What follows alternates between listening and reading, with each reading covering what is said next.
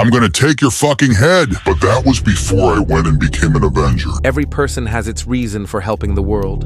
But what happens when the man who tries to be good is so used to blood, war, torture, and killing that he struggles to be a superhero? In the 2005 comic book, The New Avengers, we follow the story of the downfall of the Avengers team after Scarlet Witch suffered a nervous breakdown and killed several Avengers. The majority of the team disbanded, unable to function after such devastating losses. As a result, Captain America and Iron Man try to set up a new Avengers team. But when new dangers arise, they realize that they have to hurry before more people are killed. And when, during one of their missions, they meet Wolverine, Tony realizes that he might be the one the team needs. But before they can become teammates, Wolverine and Captain America try to work together.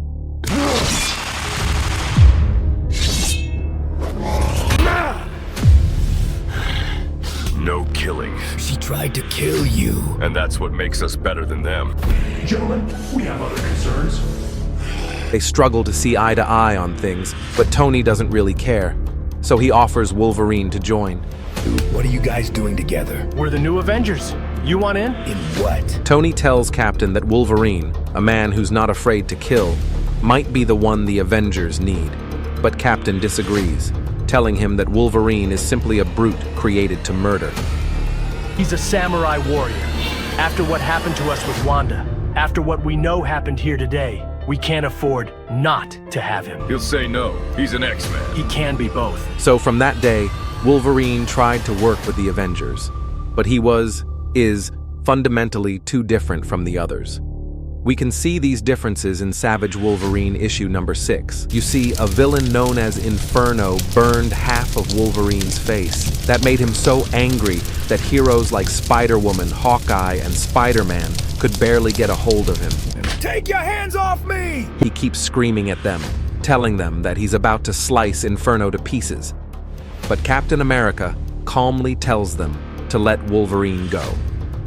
He then stands in front of him and says, Infernoc is our prisoner, Wolverine. Put your claws away, or are you planning to use those claws on me? Trying to keep his anger inside, Wolverine decides to walk away, back to the Avengers Tower, telling Captain that he doesn't appreciate that question. Back in the tower, he opens the fridge, grabs a bunch of beers, while Hawkeye and Spider-Woman try to calm him down. The hell are you doing here? But that's when he notices Spider-Man.